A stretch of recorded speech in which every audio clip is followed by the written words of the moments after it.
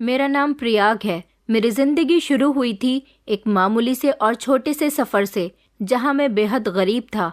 मेरे पिता खेतों में मजदूरी किया करते थे। मैं अपने माता पिता का एक ही बेटा था और मेरी दो दो जवान बहनें थीं जो मुझसे उम्र में छोटी थीं। मेरी छोटी बहन मुझसे 2 साल छोटी थी, जबकि सबसे छोटी वाली बहन बेहद ही खूबसूरत थी। और मेरे पिता से मेरी माँ की शादी एक समझौता था। मेरी माँ किसी और को पसंद करती थी और मेरे पिता भी किसी और को पसंद किया करते थे। उन दोनों की ही पसंद को मारकर उनकी शादी आपस में करवा दी गई, जिसकी वजह से उन दोनों का दिल एक साथ न मिलता था। या यूं कहा जाए कि सबसे ज्यादा मेरी माँ का दिल पिताजी के साथ नहीं मिलता था। मेरी दोनों बहनें ही पढ़ाई कर रही थी। मैं काफ़ी समय से नौकरी की तलाश में था, क्योंकि पापा के मरने के बाद घर के हालात बहुत ख़राब हो गए थे। पापा जिस तरह घर को मेंटेन किए हुए थे, मुझसे वो सब नहीं हो रहा था। मैं अपनी 2 बहनों का इकलौता भाई और अपने माता पिता का इकलौता बेटा था, इसलिए लगभग सबका ही लाडला था। हर कोई मुझसे प्यार करता था, हर कोई मेरे साथ अच्छे से पेश आता था। क्योंकि हमारे पूरे ही ख़ानदान में लड़कियां ज़्यादा थीं और मैं अपने पूरे ख़ानदान में एक ही लड़का था, इसलिए मुझे भरपूर इज्जत दी जाती थी और अहमियत भी दी जाती थी। न सिर्फ अपने ख़ानदान वालों की तरफ से, बल्कि मेरे नाना नानी के घर भी सब लोग मेरे साथ अच्छे से पेश आते थे। बल्कि हमारे मोहल्ले में भी मेरा काफ़ी नाम था। मैं सुलझा हुआ और शरीफ लड़का था। मैंने कभी भी किसी लड़की को नज़र उठाकर नहीं देखा था। अब मुझ पर चढ़ती जवानी थी। मेरे पापा के होते हुए कभी मैंने गलत लड़कों के साथ उठना बैठना नहीं किया था, क्योंकि मेरे पापा मुझसे बहुत प्यार करते थे और उन्हें डर लगता था कि कहीं मैं दुनिया के उस गलत माहौल में न खो जाऊं, जहां मेरे पिता का सर नीचे झुके और उनका बेटा किसी गलत संगत में पड़ जाए या फिर उनके बेटे को आगे चलकर कोई नुकसान पहुंचे। मेरे पिता हमेशा मुझ पर नज़र रखते थे, हमेशा मुझे शराफत और इज्जत का पाठ सिखाया करते थे। हमेशा यही बताया करते थे कि हमें बहू बेटियों की इज्जत करनी चाहिए। वो मेरी बहनों से भी बहुत प्यार करते थे और मेरी बहनों को भी अच्छी बातें ही सिखाया करते थे। इसलिए मैं हमेशा अपने पिता की हर बात मानता था। कभी मैंने किसी लड़की को तंग नहीं किया था। मैं हर लड़की की इज्जत किया करता था और सड़क पर हमेशा निगाह नीची करके चलता था। इसकी इकलौती वजह सिर्फ मेरे पिता थे, जो कि अच्छे इंसान होने के साथ साथ एक बेहद ईमानदार इंसान भी थे। गांव के सारे ही लोग उनकी बहुत इज्जत किया करते थे और उनकी तारीफ करते किसी का मुंह नहीं रुकता था। मगर जहां तक मेरी माँ का सवाल था, वो तो बहुत ही मॉडर्न औरत थी। मेरे पिता की शादी शहर की लड़की से हो गई थी, इसलिए मेरी माँ की सोच बिल्कुल अलग थी और वो हमेशा शहर जाकर रहना चाहती थी। दोनों की ही अरेंज मैरिज हुई थी, इसलिए दोनों ने समझौता किया और अपने घर को बसाने की कोशिश की। इसमें सबसे ज्यादा साथ मेरे पिता का था, जो अपने बच्चों की खातिर अपनी पत्नी के साथ गुजारा कर रहे थे। मेरे पिताजी अपने तीनों बच्चों को अच्छे संस्कार दिया करते थे, जबकि हमारी माँ ऐसी बिल्कुल भी नहीं थी। उन्होंने कभी हमें कुछ नहीं सिखाया था। मेरी माँ को लड़कों से दोस्ती करने का बहुत शौक था। शादी के बाद भी वो मर्दों के सामने आना जाना करती रहती थी। ये बात जब मेरे पिताजी से बर्दाश्त होनी बंद हो गई, तो उन्होंने माँ से कह दिया था कि अगर तुम अपनी हरकतों से बाज नहीं आई तो मैं तुम्हें बहुत जल्द ही छोड़ दूंगा। मेरे माँ पिताजी हर दूसरे तीसरे दिन झगड़ा करते रहते थे और ये सब हम अपनी आंखों से तीनों भाई बहन देखते रहते थे, जिसकी वजह से हम तीनों भाई बहन की परवरिश पर गलत असर पड़ रहा था। पिताजी हमेशा माँ को समझाया करते थे कि तुम किस तरह की माँ हो, घर में बेटियां हैं बेटा है, तुम्हें ऐसे देखकर वो क्या सीखेगा और बेटियां ऐसी ही बनेंगी जैसे तुम हो। मगर माँ को तो कोई फर्क ही नहीं पड़ता था। हाँ, हम तीनों भाई बहन पर इसका जरूर असर पड़ता था। उन दोनों के झगड़े से हम तीनों डर जाते थे। मेरी दोनों बहनें तो रोने के लिए बैठ जाती थी और मैं खामोश हो जाता था और सोचता रहता था कि पता नहीं हमारे घर में सब कुछ कब ठीक होगा और हमारे घर का माहौल भी खुशियों भरा और सुकून भरा होगा। जब मेरी माँ पिताजी की कोई बात नहीं मानती थी, तब उन लोगों के बीच बहुत झगड़ा होता था, क्योंकि मेरी माँ की आदत थी वो सच संवर कर पड़ोस के घरों में जाया करती थी। ये बात मेरे पिता को बिल्कुल भी पसंद नहीं थी और किसी भी मर्द से बातें कर लिया करती थी। उनको किसी भी मर्द से बात करने में शर्म नहीं आती थी। घर में उनकी जवान बेटियां थी, वो ये भी नहीं सोचती थी कि उनकी ऐसी हरकतों से उनकी बेटियों पर क्या और कैसा असर पड़ेगा। मेरी बहनें तो मेरी माँ पर नहीं गई थी। कभी कभी मुझे ऐसा लगता था जैसे पिताजी बेवजह ही माँ पर गुस्सा करते रहते हैं। हो सकता है कि पिताजी को कोई गलतफहमी होती हो। मेरी माँ एक हंसमुख औरत थी जो ज्यादातर सबसे ही हंसकर बात किया करती थी। शायद वो एक शक करने वाले इंसान है, लेकिन ये शक मेरे दिल से उस दिन दूर हुआ था जब पिताजी के काम पर जाते ही माँ ने घर के अंदर 2 मर्दों को बुला लिया था। ये सब जब मैंने अपनी आंखों से देखा तो मुझे यकीन हो गया कि मेरे पिता अपनी पत्नी पर गलत शक नहीं करते, लेकिन वो मेरी माँ थी, मैं उनको बुरा भला कैसे कह सकता था। इसलिए मैं खामोश रहा। अगर मुझसे कोई कहता कि तुम्हें अपने माता और पिता में से किससे सबसे ज्यादा प्यार है, तो मैं यही कहता कि मुझे सबसे ज्यादा प्यार अपनी माँ से है, क्योंकि माँ सारा दिन घर में रहती थी, मेरा ख्याल रखती थी, मेरे लिए खाना बनाया करती थी, मुझे अपने हाथों से खाना खिलाया करती थी। वो इतना ख्याल मेरी बहनों का भी नहीं रखती थी जितना कि मेरा रखती थी। इसलिए मैं सबसे ज्यादा लाडला अपनी माँ का था और सबसे ज्यादा प्यार भी उनको ही किया करता था। मेरी बहनें भी बहुत अच्छी थी, घर के कामकाज किया करती थी और साथ ही साथ पढ़ाई भी कर रही थी। एक दिन पिताजी हमें इस दुनिया से छोड़कर चले गए। हमें उनकी मौत पर बहुत अफसोस हुआ था। सबसे ज्यादा अफसोस माँ पर था, जिनको पिताजी के मरने के बाद अपनी गलतियों का एहसास हो गया था। उनको यही लगा कि उन्हें अपने पति की बात माननी चाहिए थी, मगर अब दौर कुछ और आ गया था। घर के हालात खराब हो गए तो मेरी बड़ी बहन ने नौकरी करनी शुरू कर दी थी। चाहता तो मैं भी यही था कि मेरी भी नौकरी लग जाए। मेरी बहन मुझसे छोटी थी, मुझे अच्छा नहीं लगा कि वो घर से बाहर निकलकर नौकरी करे, लेकिन मैं क्या करूं, मुझे कहीं नौकरी नहीं मिल रही थी। मेरी सबसे छोटी वाली बहन बेहद ही खूबसूरत थी। अभी उसकी उम्र सिर्फ 15 साल थी, लेकिन उसकी हाइट हेल्थ अच्छी थी, इसलिए वो बड़ी बहन के बराबर ही लगती थी। मेरी एक बहन का नाम आकांक्षा और दूसरी वाली बहन का नाम मीनाक्षी था। आकांक्षा ही स्कूल में टीचिंग करके पैसे लाकर दे रही थी, जिससे हमारे घर का गुजारा हुआ। एक दिन माँ कहने लगी कि बेटा, तुम तो जानते हो कि मैं शुरू से ही तुम्हारे पिताजी से शहर जाने के लिए कहती रही हूँ, क्योंकि मैं शहर की रहने वाली हूँ। यहाँ मेरा गांव में मन नहीं लगता। अब तुम्हारे पिता इस दुनिया में नहीं रहे, यहाँ इस गांव में रखा ही क्या है। तुम लोगों के लिए कोई अच्छी सी नौकरी भी नहीं है। मैंने और तुम्हारे पिता ने तुम्हें पढ़ाया लिखाया, लेकिन यहाँ कुछ काम नहीं आ रहा। मैं चाहती हूँ कि हम सब लोग मिलकर शहर चलते हैं। आकांक्षा भी यहाँ गांव के सरकारी स्कूल में नौकरी करके थोड़े ही पैसे लेकर आती है, लेकिन शहर में बहुत सारी नौकरियां हैं। प्रयाग बेटा, वहाँ तुम्हें भी नौकरी मिल जाएगी और आकांक्षा भी नौकरी करने लगेगी। बल्कि मैं तो ये चाहती हूँ कि मैं खुद भी वहाँ कोई काम धंधा ढूंढ लूंगी। मुझे और मेरी दोनों बहनों को इस बात से कोई एतराज नहीं था। हमने सोचा कि माँ बिल्कुल ठीक कह रही है, इसलिए हम लोग अपना बोरिया बिस्तर बांधकर शहर के लिए रवाना हो गए थे। हमने अपना गांव वाला घर बेच दिया और शहर जाकर किराए पर रहने लगे। मेरी पढ़ाई तो वैसे भी पूरी हो गई थी। माँ मेरी शादी करना चाहती थी, लेकिन अभी हमारे फाइनेंशियल हालात कुछ ठीक नहीं थे। पहले मैंने सोचा था कि मैं अपनी बहनों की शादी करूंगा। छोटी बहन की भले ही ना कर सकूं, उसकी शादी में अभी काफी समय है, लेकिन आकांक्षा की शादी पहले कर दूंगा, उसके बाद ही अपनी शादी करूंगा। मगर मुझे ये नहीं पता था कि शहर जाने के बाद मेरे रंग ढंग सोच विचार सब कुछ बदल जाएंगे। मैं गांव में था तो एक सादगी भरी जिंदगी गुजार रहा था, लेकिन जैसे ही शहर पहुंच गया तो वहां मैं खुद पर कंट्रोल नहीं कर सका। यहाँ शहर में मेरे नए दोस्त बने। शहर में हमने किराए का घर ढूंढ लिया था और हमने अपना गांव वाला घर जो बेचा था उसके पैसे हमारे पास मौजूद थे। उन पैसों से मैंने आकांक्षा की शादी कर दी। यहाँ शहर में ज्यादा समय तक मेरी बहन नौकरी तो न कर सकी, लेकिन इतना हो गया था कि उसके लिए एक अच्छा लड़का मिल गया था। मेरी बहन अपने ससुराल में बस गई थी और हम लोग यहाँ शहर में अच्छी तरह से एडजस्ट हो गए थे। मुझे भी शहर का माहौल अच्छा लगा था। अब पता चला कि माँ क्यों हमेशा पिताजी से शहर आने के लिए लड़ती रहती थी। मेरे पिता शुरू से ही अपने गांव में रहे थे, इसलिए उन्हें गांव के माहौल की आदत थी। उन्हें वैसे भी माँ का मॉडर्न माहौल और उनके मॉडर्न ख्याल पसंद नहीं थे।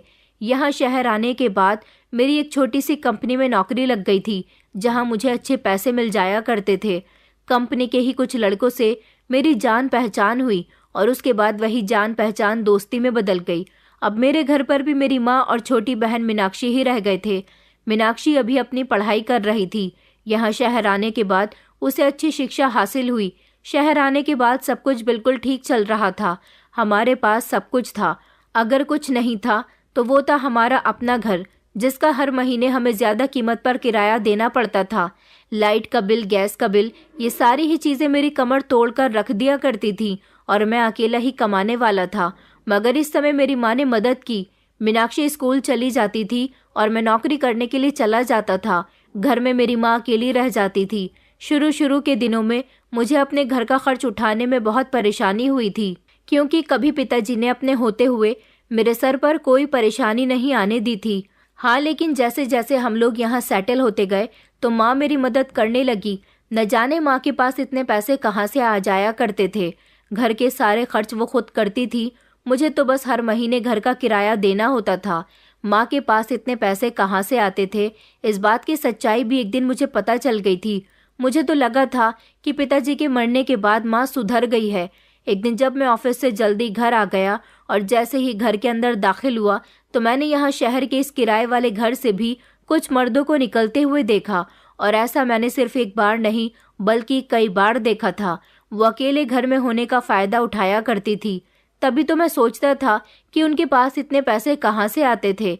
मेरी आधी सैलरी तो घर का किराया देने में निकल जाती थी और बाकी के पैसे मैं अपने ऊपर खर्च कर लिया करता था। माँ ना तो घर के खर्चों के लिए मुझसे पैसे मांगती थी और ना ही उन्हें कभी पैसों की ज़रूरत हुई थी। अब मुझे समझ आ गया था, लेकिन मैं खामोश था। अपनी माँ से कोई सवाल नहीं कर सका। फिलहाल ये सब कुछ मेरी माँ मेरी छोटी बहन के और मेरे पीछे किया करती थी। जिंदगी इसी तरह से गुजर रही थी। मुझे नहीं पता था कि यहाँ शहर का माहौल और रंग ढंग कैसा होता है, लेकिन यहाँ मेरे नए दोस्तों ने मुझे सब कुछ सिखा दिया था। वो मुझे बार और क्लब भी लेकर जाते थे। मैं उनके साथ स्मोकिंग भी करने लगा था। देर रात तक घर आने लगा था। मैं हर तरह से बिगड़ चुका था। हाँ, मगर किसी औरत या लड़की पर मैंने अभी तक गलत नज़र नहीं डाली थी, क्योंकि मुझे अपने पिताजी की कही हुई बात बहुत अच्छे से याद थी। वो हमेशा मुझे यही सिखाया करते थे कि बेटा, हर औरत और लड़की की इज्जत किया करो। हमारे घर की बहू बेटियां हमारे घर की इज्जत होने के साथ साथ रौनक भी होती है। अगर किसी की बेटी की इज्जत चली जाए तो उसकी रौनक भी साथ साथ चली जाती है। मैंने अपने पिताजी की इस बात पर अपनी गांठ बांध ली थी, लेकिन मुझे ये नहीं पता था कि यहाँ शहर आने के बाद मैं अपने पिता की कही हुई एक एक बात को भूल जाऊंगा। मैंने अपनी पुरानी नौकरी छोड़ दी थी, जिसको मैंने यहाँ शहर में आते ही किया था। मैं दिमाग से बहुत इंटेलिजेंट था, अच्छा खासा पढ़ा लिखा था, सब कुछ बहुत अच्छे से जानता था। मुझे ऐसा लगा कि गुजरते हुए वक्त के साथ साथ मुझे सैलरी कम मिल रही है, इसलिए मैंने उस नौकरी से अपनी जान छुड़ा ली और जहाँ ज़्यादा सैलरी मिल रही थी वहाँ नौकरी करने लगा। लेकिन वहाँ मेरी परफॉर्मेंस बहुत ही अच्छी रही। नौकरी करते करते मुझे उस कंपनी का मैनेजर बना दिया गया और अब मैं अपने बॉस का राइट हैंड बन चुका था। मेरे पास अब पैसों की कोई कमी नहीं रही थी। हमारे हालात बहुत अच्छी तरह से बदल गए थे। ये सब कुछ मेरी माँ की प्रार्थनाओं का नतीजा था, जो हमेशा मेरे कामयाब होने की प्रार्थना करती रहती थी। शहर आने के बाद पूरी तरह से हमारे दिन बदल गए थे। मुझे कामयाब होने में लगभग 7 साल का समय लग चुका था और मेरी उम्र 32 साल हो गई थी। माँ का कहना था कि बेटा, अब मैं तुम्हारी शादी करना चाहती हूँ। हमारे पास अब सब कुछ है, अब तो तुम शादी कर सकते हो। लेकिन मुझे ऐसा लगता था कि नहीं, मुझे अभी थोड़ा और पैसा कमाना है। मेरी बहन पूरी तरह से जवान हो गई थी और बेहद ही खूबसूरत थी। मेरा कहना था कि मुझे अभी शादी करने में 5 साल का समय और लगेगा, तब तक आप मीनाक्षी का रिश्ता तय करो। हम मीनाक्षी की शादी बहुत धूमधाम से करेंगे। माँ कहती थी कि बेटा, जब तक तो तुम्हारी उम्र और ज़्यादा निकल जाएगी। मगर मेरा मानना था कि पैसा बहुत ताकतवर होता है। मेरी उम्र निकल जाएगी तो क्या हुआ, मेरे पास ज़्यादा पैसा होगा तो मुझे शहर की सबसे खूबसूरत लड़की भी मिल जाएगी। अभी तो फ़िलहाल 2 साल तक मेरी बहन ने भी शादी से इनकार कर दिया था। उसका कहना था कि वो अभी और पढ़ाई करना चाहती है। ऊपर वाले ने मुझे और कामयाब कर दिया और अब मैं अपनी ही कंपनी का मालिक बन गया था। मैंने एक छोटी सी अपनी कंपनी अलग खोल दी थी, जिसमें मैं बिजनेस करने लगा था।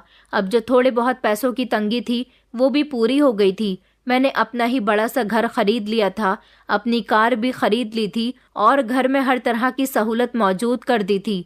मैं बहुत खुश रहने लगा था। मेरे अंदर पैसा आने के साथ साथ घमंड भी आने लगा था। मुझे ऐसा लगता था जैसे मैं पैसे से सब कुछ खरीद सकता हूँ। मैंने लड़कियों पर गंदी नज़र रखना शुरू कर दी थी। मेरे सामने जो भी लड़की आती, बस मैं उसको इस्तेमाल करने के बारे में सोचता था। मेरी कंपनी में एक शेखर नाम का लड़का नौकरी करता था। उसकी अभी हाल फिलहाल में ही शादी हुई थी। उसने मुझे अपनी शादी में इनवाइट किया था। वो मुझसे उम्र में छोटा था। उसकी पत्नी बेहद सुंदर थी। सारे ही लोग दुल्हन की तारीफ कर रहे थे। शेखर की शादी को 6 महीने ही गुजरे कि अचानक एक हादसे ने उसकी जान ले ली थी। हादसा इतना खतरनाक था कि उसकी मौके पर ही मौत हो गई और उसकी पत्नी 6 महीने की विधवा बन गई थी। पता चला कि उसकी पत्नी मां बनने वाली है, इसलिए अभी तक वो उसके ही घर में रह रही है। मुझे जब ये बात ऑफिस के लोगों के थ्रू पता चली तो मैंने सोचा कि मुझे उसकी पत्नी की कुछ मदद करके आनी चाहिए। शेखर के माता पिता इस दुनिया में नहीं थे। उसके घर में अब उसकी पत्नी के अलावा और कोई भी नहीं था। मैं शेखर के घर चला गया और अपने पास थोड़े से पैसे रखकर ले गया था ताकि वो पैसे शेखर की पत्नी को देकर उसकी कुछ मदद कर सकूं। जब मैं वहां पहुंचा तो उसकी पत्नी ने मुझसे बहुत अच्छे से बात की, मगर ना जाने कि उसकी पत्नी की सुंदरता देखकर मेरी नियत उस पर खराब होने लगी। एक पल के लिए मैंने ये भी सोचा कि नहीं, वो बेचारी विधवा है और माँ भी बनने वाली है, मगर फिर भी मेरे दिमाग में शैतानी ख्याल आने लगे और मैंने उसके अकेलेपन का फायदा उठाते हुए उसे घर के अंदर दबोच लिया और उसके साथ वो किया जो मुझे नहीं करना चाहिए था। वो बेचारी बेसुध जमीन पर पड़ी हुई थी। मेरा काम हो गया तो मैं वहां से जाने लगा। उसने मुझे जाते हुए देखकर आवाज लगाई और कहने लगी कि आपने मुझ जैसी अबला के साथ ठीक नहीं किया। आज आपने मेरे साथ ये सब किया है। मेरी बद्दुआ है आपको भी कि आपके भी किसी अपने के साथ कुछ ऐसा ही होगा जिसकी तकलीफ आपसे देखी नहीं जाएगी। मैं जोर जोर से हंसने लगा और कहने लगा कि तुम मुझे बद्दुआ दे रही हो। तुम्हारी बद्दुआ मुझे नहीं लगेगी। अब तुम्हें मुझसे कोई नहीं बचा सकता क्योंकि मेरा तुम पर दिल आ गया। अब मैं यहाँ हमेशा आता रहूंगा, तुम्हारी मदद करने नहीं बल्कि तुम्हारे साथ अपना दिल भरने के लिए। वो जोर जोर से चीख रही थी, रो रही थी, लेकिन उसके रोने का मुझ पर कोई असर नहीं पड़ा। अब मैं हर दूसरे तीसरे दिन रात के समय उसको इस्तेमाल करने के लिए आ जाता था, मगर एक गड़बड़ हो गई थी। इसी बीच उसकी हालत बहुत बिगड़ गई और उसने अपने बच्चे को खो दिया जो उसके पति की आखिरी निशानी थी। मैंने उसका इलाज करवाया। वो जब भी मुझे अपने सामने देखती मुझे बद्दुआ ही दिया करती थी। उसकी बद्दुआओं से मुझे कोई फर्क नहीं पड़ता था। मुझे ऐसा लगता था जैसे जिसका इस दुनिया में कोई नहीं होता उसकी बद्दुआ सुनने वाला भी कोई नहीं होता और बद्दुआओं से कुछ नहीं होता। शेखर की पत्नी दिन ब दिन कमजोर होती जा रही थी, लेकिन कुछ समय तक उसे इस्तेमाल करने के बाद मेरा उससे दिल भर गया था। फिर मैंने कभी उससे मिलने की कोशिश नहीं की। वो इस शहर में अकेली थी, यहाँ उसका कोई भी नहीं था, पर मैंने उसे अच्छी तरह से डरा धमका दिया था कि अगर तुमने मेरे बारे में किसी को भी कुछ बताया तो अच्छा नहीं होगा। तुम मुझ पर बाद में इल्जाम लगाओगी, पहले मैं तुम्हें इतना बदनाम कर दूंगा कि तुम किसी को अपना मुंह दिखाने लायक नहीं रहोगी। तभी तो वो काफी समय तक खामोश रही। भले ही उसकी जबान से कुछ न निकलता था, मगर उसके दिल से निकलने वाली बद्दुआ मेरे लिए इकट्ठी हो रही थी। इस तरह अब मैं कहीं न कहीं मुंह मार लिया करता था और अपनी इच्छा किसी भी लड़की से पूरी कर लिया करता था। कोठे पर जाकर या फिर किसी लड़की पर मेरा दिल आ जाता, वो खामोशी से राजी होकर मेरी बात मान लेती तो ठीक, वरना जबरदस्ती करने में मैं देर नहीं लगाता था। मैं सारी सारी रात घर नहीं आता था। मैं अपनी माँ का इकलौता सहारा था और अपनी बहन का भी। एक दिन मेरी माँ ने मुझसे सवाल किया कि बेटा, तुम सारी सारी रात घर से बाहर क्यों रहते हो? तुम जानते हो कि यहाँ तुम्हारी माँ और बहन घर में अकेली होती हैं। दिन तो हम लोग जैसे तैसे गुजार लेते हैं, लेकिन रात को मुझे तुम्हारी फिक्र लगी रहती है। जिनके घर में मर्द नहीं होते, लोग उन लोगों के घर पर बहुत जल्दी नजर रखने लगते हैं। आखिर तुम कहाँ जाते हो? मैंने उस दिन पहली बार अपनी माँ से बदतमीजी की थी और कहा कि मैं कहीं भी जाऊं, आपको मुझ पर नजर रखने की जरूरत नहीं है और आप ये कब से अच्छी और समझदारी की बातें करने लगी हो? आपको मेरे बिना डर लगता है? ये बात कहकर मैंने जोर जोर से हंसना शुरू कर दिया। मेरी माँ मुझे गौर से देख रही थी क्योंकि वो भी नहीं समझ पा रही थी कि आखिर उनके बेटे को क्या हो गया। उन्होंने अपनी आंखों में आंसू भरकर कहा कि बेटा, तुम मुझ पर हंस रहे हो। मैंने कहा नहीं, मैं आप पर नहीं हंस रहा, बल्कि उस औरत पर हंस रहा हूँ जो अपने पति के होते हुए भी दूसरे मर्दों के साथ ताल्लुक बढ़ाती थी। इतना ही नहीं, पति के मरने के बाद बेटा और बेटी के घर से निकलते ही मर्दों को घर में बुलाया करती थी। आज वो औरत बात कर रही है कि उसे अपने घर पर मर्दों की नज़र से डर लग रहा है। मेरी माँ कहने लगी कि बेटा, मैंने अपने भगवान से अपने पापों की माफ़ी मांग ली है। मैं बहुत शर्मिंदा हूँ, लेकिन तुम्हारे पिता के मरने के बाद मैंने ये सब मजबूरी के तहत किया। मैंने कहा आखिर आपकी ऐसी कौन सी मजबूरी थी? मैं नौकरी कर रहा था ना, क्या इतने पैसों में आपका गुजारा नहीं हो रहा था? माँ कहने लगी कि हाँ, तुम्हारे दिए गए पैसों में गुजारा नहीं हो रहा था। तुम इकलौते कमाई करने वाले थे और घर के खर्चे 10 तरह के थे। तुम्हारी शादीशुदा बहन भी यहाँ आती है, उसका भी लेन देन है और भी 100 खर्चे हैं। अब मैं बार बार तो तुम्हारे आगे पैसों के लिए हाथ नहीं फैला सकती थी। जब मुझे दिख रहा था कि मेरे बेटे की कमाई अभी ज्यादा नहीं है, तो मैंने सोचा कि मैं अपनी जिंदगी में अपने पति के जीते जी बहुत सारे पाप किए हैं, लेकिन अगर अपने पति के मरने के बाद मैं अपने बेटे का बोझ हल्का करने के लिए ये पाप 1-2 बार और कर लूंगी तो कोई गलत बात नहीं है। माँ की बात सुनकर मुझे बहुत गुस्सा आया था।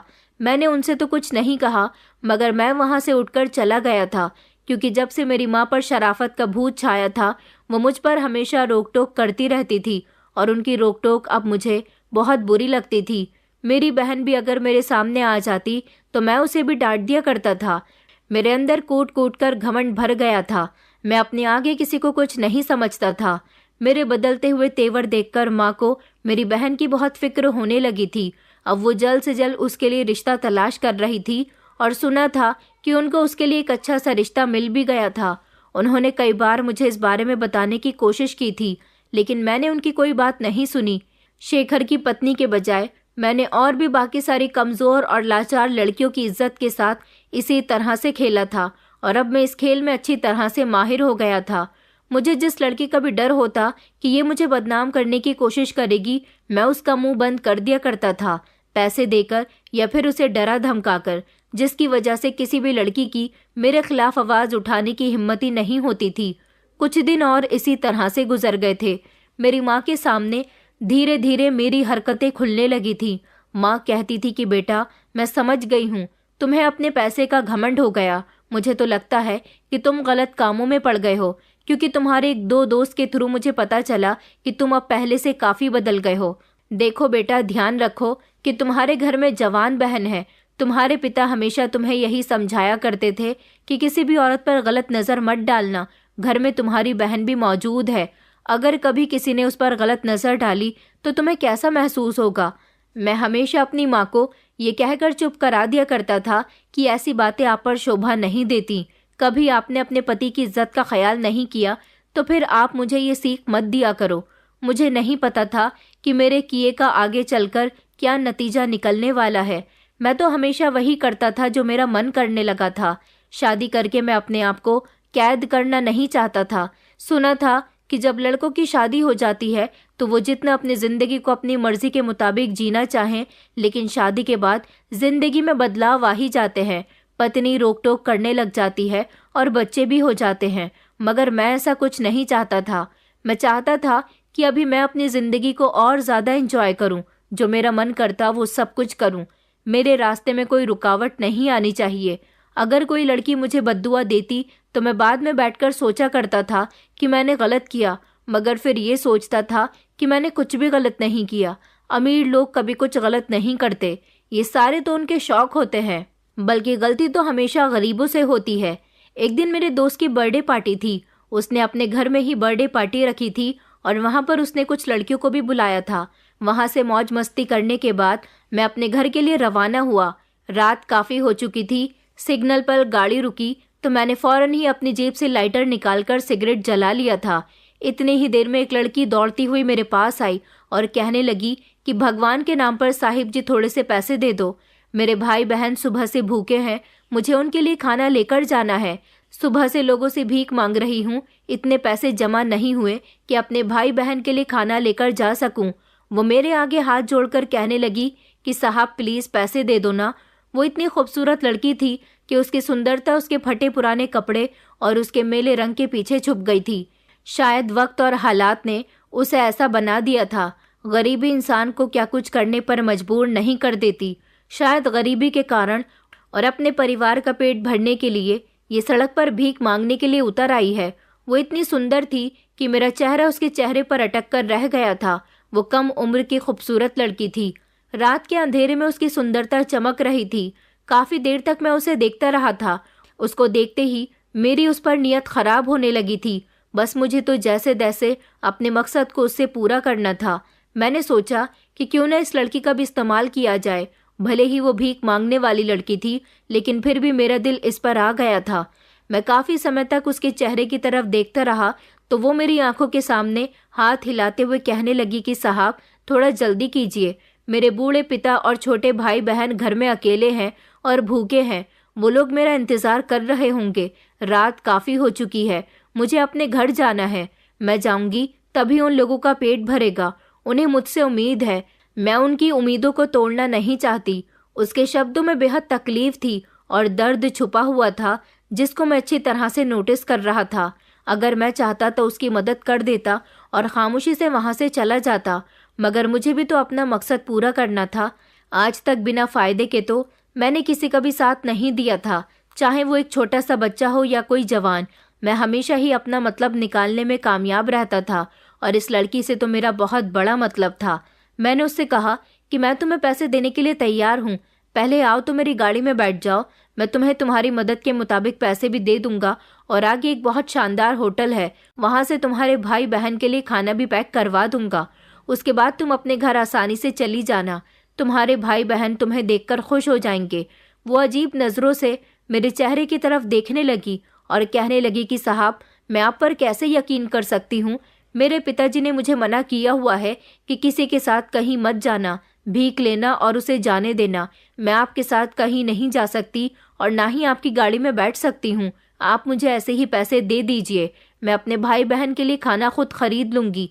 मैंने उस पर गुस्से से चिल्लाते हुए कहा कि तुमने मुझे गलत इंसान समझा हुआ है क्या? मैं तो तुम्हारी मदद करने के लिए यहाँ तुम्हारी बात सुन रहा हूँ। इतनी देर तक तो मैं किसी से भी बात नहीं करता।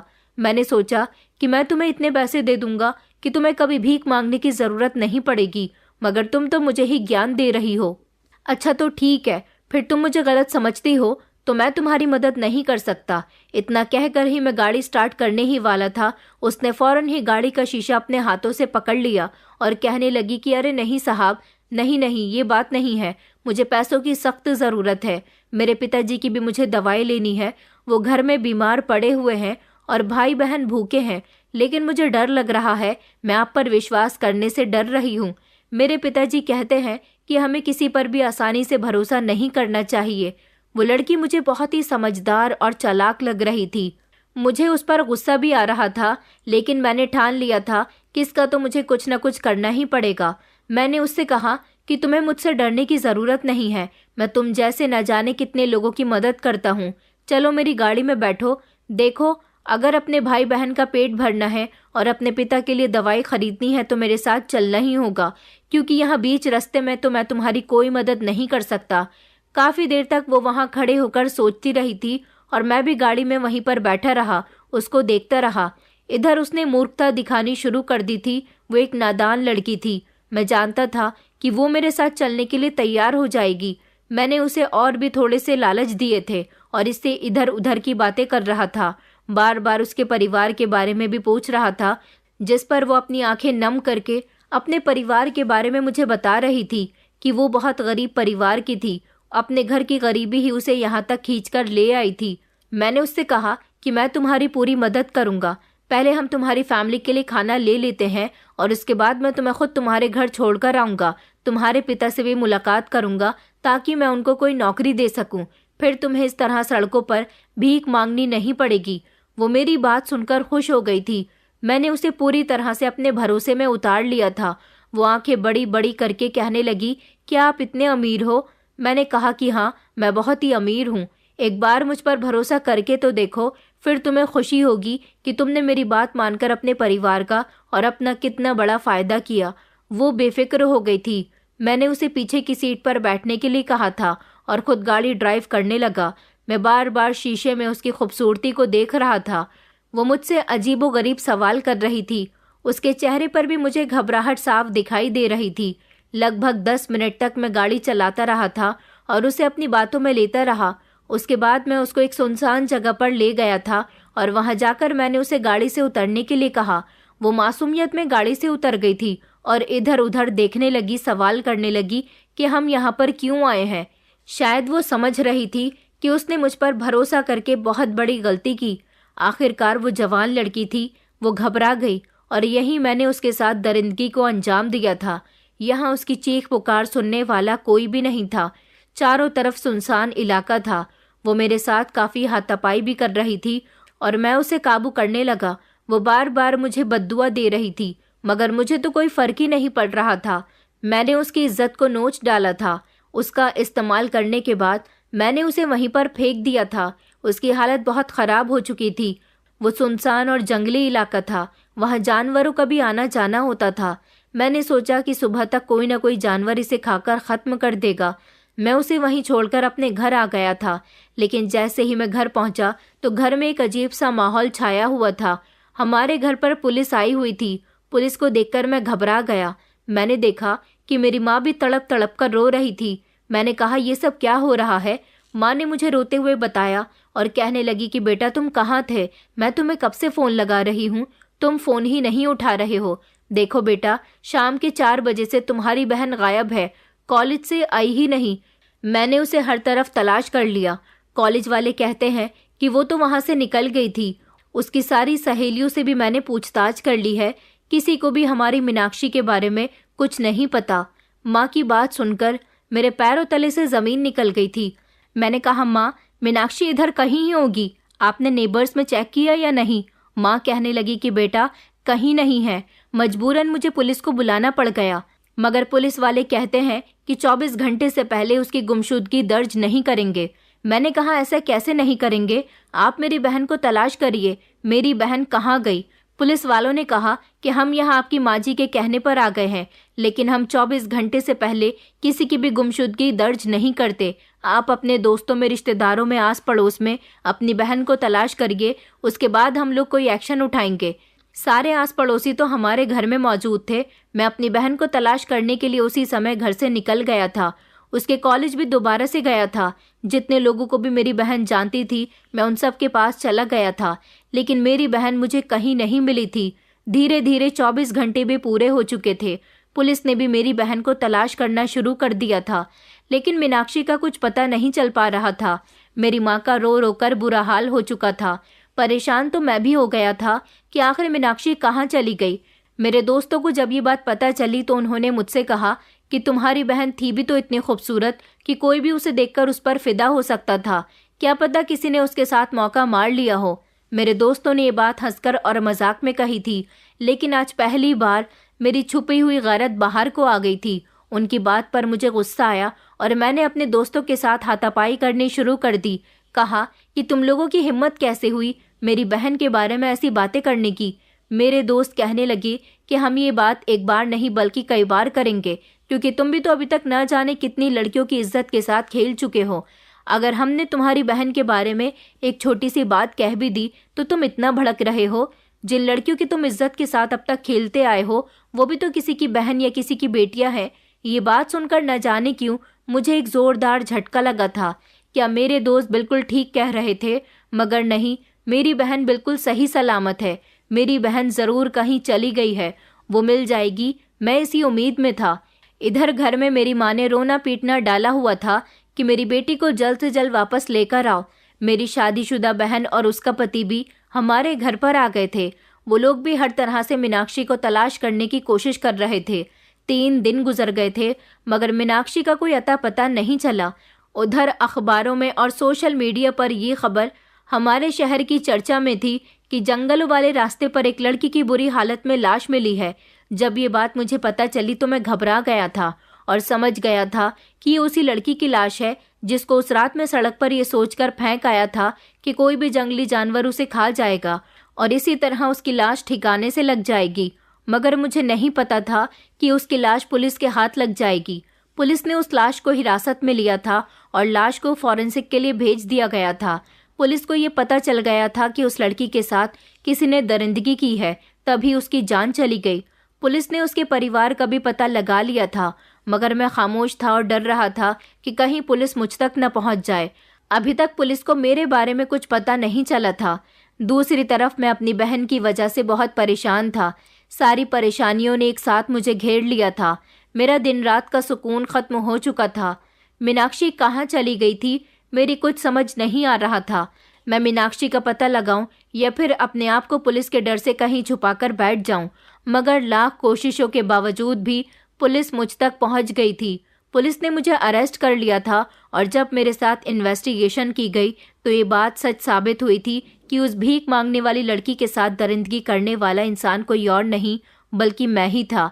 जब ये बात मेरी माँ और बहन को पता चली तो उन्होंने कहा कि ये सब तुम्हारे ही कर्मों का नतीजा है जो तुम्हारी बहन गायब हुई है। हमें तो डर है कि कहीं तुम्हारे कर्मों का नतीजा तुम्हारी बहन को ना मिला हो। ये सुनकर मैं डर गया था।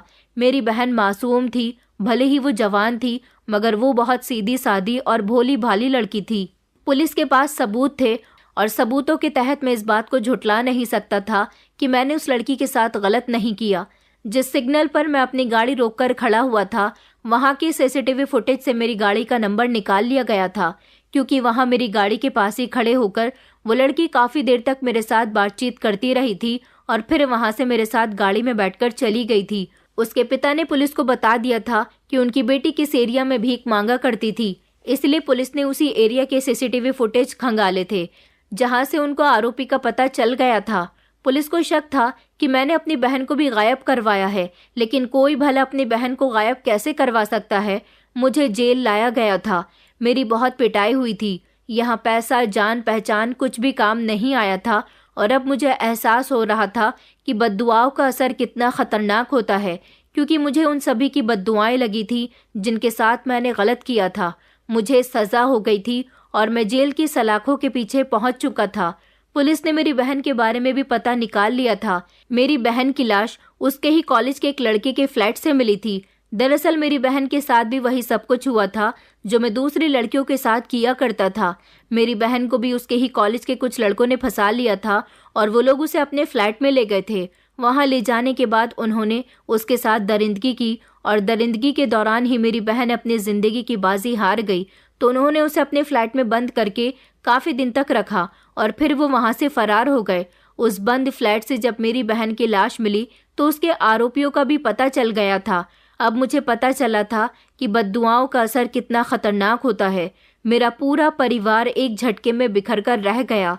मैं जेल आ गया था। मेरी बहन इस दुनिया को छोड़कर चली गई। मेरी माँ ये सदमा बर्दाश्त न कर सकी तो वो भी जिंदा न रही। जब हम गलत रास्ते पर चलने लगते हैं तो हमें ये एहसास नहीं होता कि हम क्या कर रहे हैं और हमारे साथ आगे इसका बदला भी होने वाला है। दोस्तों, उम्मीद करती हूँ आपको हमारी कहानी पसंद आई होगी।